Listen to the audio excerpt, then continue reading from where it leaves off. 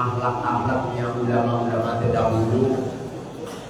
Kasratu adabihim ma'aman 'allamahum suratan aw ayatan minal Qur'an wa hum atfal. Beliau-beliau berakhlak mulia, bertutur kata yang baik, penyapaan yang baik, pekerjaan yang baik. Ma'aman 'allamahum, kepada seseorang yang mengajari ilmu kepadanya di waktu kecil, minas surati, dari satu surat, suratan au ayatan. Baik beliau pernah mengajarin satu surat ataupun hanya satu ayat. Makanya ulama-ulama dahulu itu ilmunya barokah. Gara-gara apa? Memuliakan guru-guru ngaji Quran jauh lebih dimuliakan dibandingkan dengan guru-guru pondok pesantren. Kenapa banyak santri ilmunya nggak barokah? Setelah pulang dari pondok, bukan memberikan keberuntungan kepada umat, malah merepotkan umat. Kalau bulan Syawal halal bihalal, ngerepotkan umat urunan. Dzulqa'dah apitan, ngerepotkan umat lagi. Dzulhijjah pengen berangkat haji, syukuran haji, ngerepotkan santri lagi. Setiap acara ngerepotkan umat. Kenapa bisa seperti itu? Jawabannya cuma satu.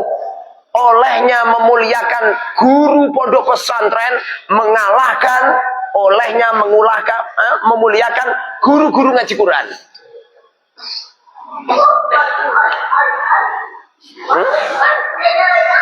Makanya Syekh Abdul Wahab Asy'arani pernah berjalan dengan seorang Syekh Samsuddin. Beliau ulama besar. Di waktu jalan bareng, sedang naik kendaraan, melihat ada seorang wanita menuntun orang tua yang buta, dituntun. Lalu Syekh Samsuddin ini turun dari kendaraannya, mencium tangannya, menyuruh kepada supirnya. Kalau zaman dulu itu yang menuntun onta itu, untuk menuntun ontanya, kemudian beliau berjalan berkilo-kilo bersama dengan seorang lelaki tua yang dituntun seorang wanita. Nyampe di rumah ditanya, "Ya Syekh, siapa mereka?" Syekh Samsuddin mengatakan, "Beliau adalah guruku ngaji Quran dulu di waktu aku di kampung." Sehingga keberkahan ilmu yang terletak pada Syekh Samsuddin mengalahkan ma'akroni, mengalahkan dengan ulama-ulama sezaman. Gara-gara apa coba? Memuliakan guru ngaji melebihi mengalahkan guru pengasuh pondok pesantren. Kamu itu kacau balau sama pengasuh guru pondok pesantren. Mondok cuma 1 tahun doang.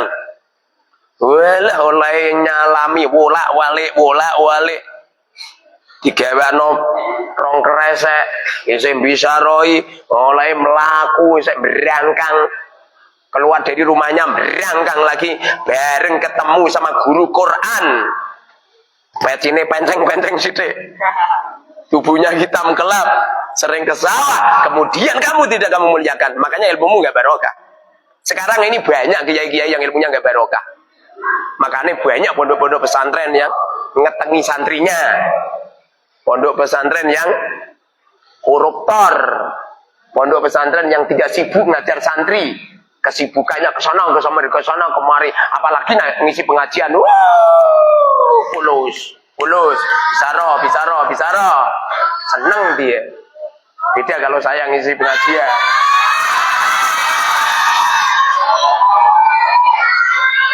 Saya kalau ngisi pengajian bangkrut. Saya ngisi pengajian di Lumajang. Saya membuat pembagian sembako sekian ribu. Saya sanggup sekian juta. Saya ngomong sama panitia. Gak usah dipisaroi. Alhamdulillah gak dipisaroi tenan. padahal uang saya habis. Nyampe di situ bondo, bensinnya habis, pertalitnya habis. Mandek di pom bensin seharian, dari malam nyampe pagi nyampe sore tertahan di pom bensin. Ya memang harus seperti itu kan, kamu itu kacau balo. Semestinya isi pengajian umum, semestinya kalau benar-benar kiai lebih susah daripada ngajar santri. Nah ini sekarang ini kiai-kiai yang isi pengajian, wah 5 juta, 3 juta, rusak. Makanya keikhlasan kiai-kiai pondok dibandingkan dengan kiai-kiai kampung yang ngajar Al-Quran jauh lebih utama, jauh lebih mulia guru-guru ngaji Quran. Ini yang dawuh Syekh Al-Alim Al-Alwara, Syekh Abdul Wahab Asy'arani, beliau termasuk kekasih Allah. Paham? Beliau ini, apa kata beliau? Saya terhadap guru ngaji Quranku setiap bulan tak cukupi uangnya. Anaknya, istrinya, pakaiannya, semuanya. Rumahnya saya bangun, kendaraannya saya beri. Coba kamu coba. Pernah? Kamu itu keplek. Makanya ilmu gak barokah. Semestinya kalau kamu itu ngambung tangan saya bolak-balik, semestinya ngambung tangannya guru ngaji Quran bolak-balik nyampe malik. Kamu itu rasa bolak-balik tangan. Kemeng gitu loh. Salaman sepisan, rasa diambung udah wis. Paham? Dulu kiai-kiai itu kalau dicium tangannya nggak mau. Zaman dulu nggak seperti sekarang. Sekarang ini. Zaman dulu ulama-ulama kalau dicium tangannya nggak mau. Zaman dulu ulama-ulama itu mengkultuskan makam, mencium patok-patok kuburan, itu diharam-haramkan. Zaman dulu nggak ada itu. Kamu itu umatnya sopo? Umatnya Balawi. Makom dikultuskan, makom nganteni seperti nganten baru. Naudzubillah kau. Itu lebih baik uang yang kau gunakan itu untuk bunga-bunga semacam itu. Sedekahkan kepada fuqara masakin. Paham? Kamu itu. Dengarin ini, paham? Wa min ahlakihim radhiyallahu anhum, di antara akhlak-akhlak ulama-ulama terdahulu ada mustishrafi nufusihim ila hadiyati ahadin jaa minal Hijaz atau minas Syam mathalan. Mereka itu tidak begitu bahagia, tidak begitu senang di dalam kolbu di saat ada orang memberi hadiah kepadanya. Tidak begitu memuliakan hadiah yang dihadiahkan orang lain kepadanya. Sehingga mereka tidak mau menceritakan. Kamu itu rusak. Kamu jadi kiai untuk hadiah, ceritakan ngalor ngidul. Bangga.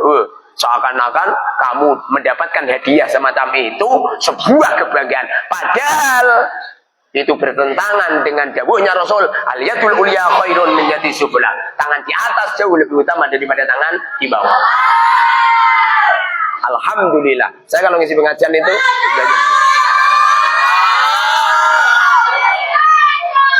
Ustaz pamer. Kalau santri tidak dipameri, bagaimana santri akan bisa meniru gurunya? Woi. Kamu. Apa kata Syekh Abdul Wahab Asy'arani? Beliau mengatakan, tidak ada tamu yang datang ke tempatku kecuali pulang saya beri hadiah. Ada yang saya beri uang, ada yang beri makanan, ada yang saya beri kambing, ada yang saya beri pakaian, ada yang saya beri ini dan itu. Apa kata beliau? Tidak ada tamu datang ke tempatku kecuali tamu itu saya beri makan semua. Tidak pernah saya tarik untuk iuran. Keplek. Halal bihalal urunan.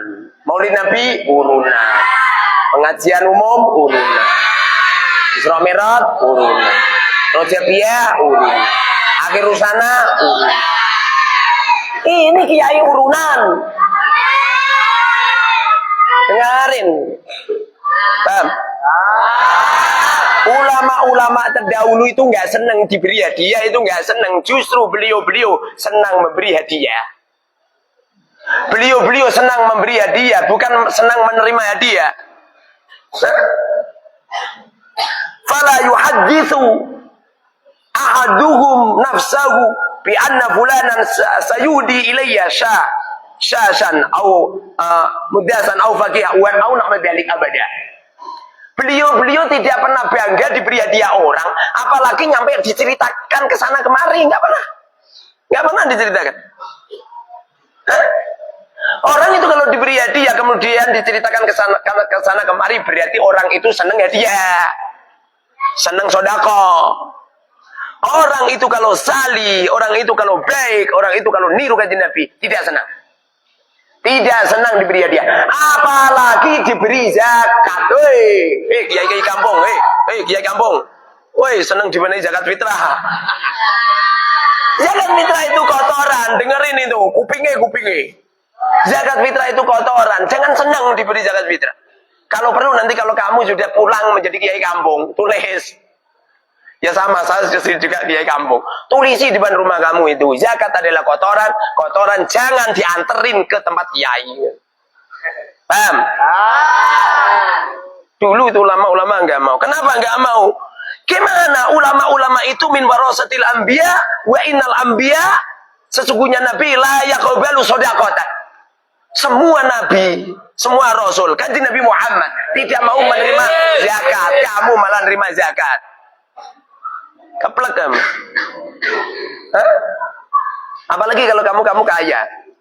Bahaya itu. Ada seorang kiai yang kaya, punya mobil, rumahnya bagus, istrinya itu perhiasannya dari sini nyampe sikut nyampe gak semenggelo. Loh kok hari raya kok nopo zakat fitrah? Hari raya kok zakat fitrah? Maka zakat fitrahnya tidak sah. Wali santri yang nganterin zakat fitrah wajib untuk mengkodok, wajib untuk mengulang. Kenapa? Sebab zakat fitrahnya tidak sah. Karena beliau statusnya kaya. Dengarin ini, rumahnya aja lantai 3 bukan dari zakat fitrah, keplek ya. Keplek ya, wali santri keplek ya. Pasti kandani. Loh, saya itu kalau hari raya mesti zakat fitrah pirang-pirang, keplek ya. Mau pilih 8 untuk zakat fitrah, keplek ya. Woi, dengerin. Pokoknya hari raya besok nganterin zakat fitrah saya. Takon tawaf di rumah saya. 7 kali.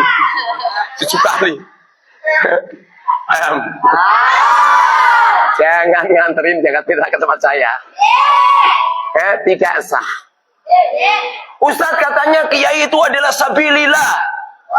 Ulama yang mengatakan seorang kiai dimasukkan sabilillah itu adalah Imam Abi Hanifah, dan Imam Abi Hanifah tidak boleh mengantarkan zakat fitrah kecuali kepada fuqara masakin. Dalam mazhab Abi Hanifah yang boleh diberi zakat fitrah cuman fuqara masakin, seorang kiai yang kaya nggak boleh. Fuqara masakin, kecuali kalau ulamanya kiainya fakir. Paham? Dan kalau memberi zakat fitrah itu jangan takjil. Plek kamu. Zakat fitrah itu pas hari raya. Barang siapa yang zakat fitrah, jadi tanggal 15 Ramadan zakat fitrah. Zakat fitrah kepada kiainya. Kebetulan kiainya fakir. Tanggal 15 itu kiainya fakir dia. Santri pulang tanggal 15 Ramadan. Punya santri 1000. Zakat fitrah semua nyampe pada akhirnya di tanggal 16 Ramadan. Kiainya kaya. Gimana tidak kaya? Itu zakat fitrah 10 ton. Kaya enggak? Kaya.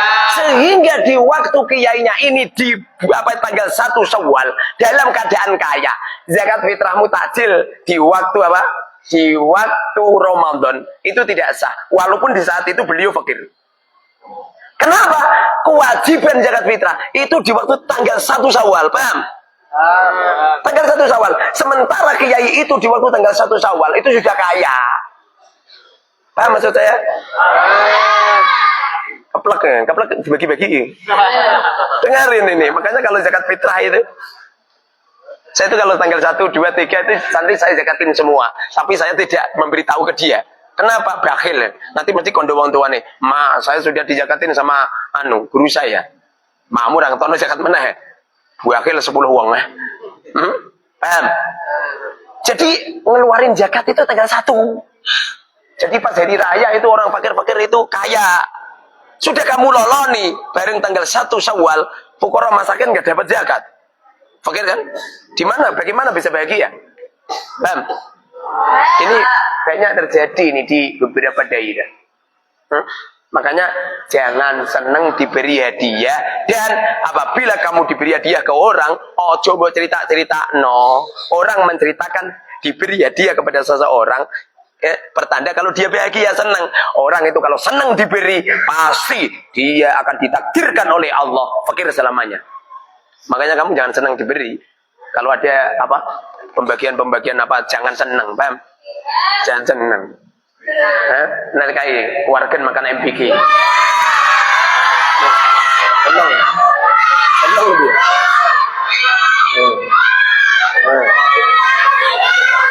Alhamdulillah. Senang begini. Semestinya kita ini harus membantu pemerintah. Bukannya gini. Paham? Berlatih. Nanti kalau kamu sakit, istri kamu sakit, anak kamu sakit, nggak usah ngambil BPJS, dana sendiri. Jangan terbiasa gumantung kepada orang lain. Al-yadul ulya khairun min yadis suflah. Di dalam Al-Quran yang sering disanjung oleh Allah, wa mimma razaqnahum yunfikun, dan dari apa-apa yang Allah rizkikan kepada mereka, lalu mereka mensedekahkan rizki itu kepada umat. Semoga manfaat barokah amin amin ya rabbal alamin. Allahumma shalli wa barik ala sayyidina Muhammad wa ala sayyidina Muhammad. Rabbana atina fid dunya hasanah wa fil akhirati hasanah wa qina adzabannar. Walhamdulillahirabbil alamin. Al-Fatihah.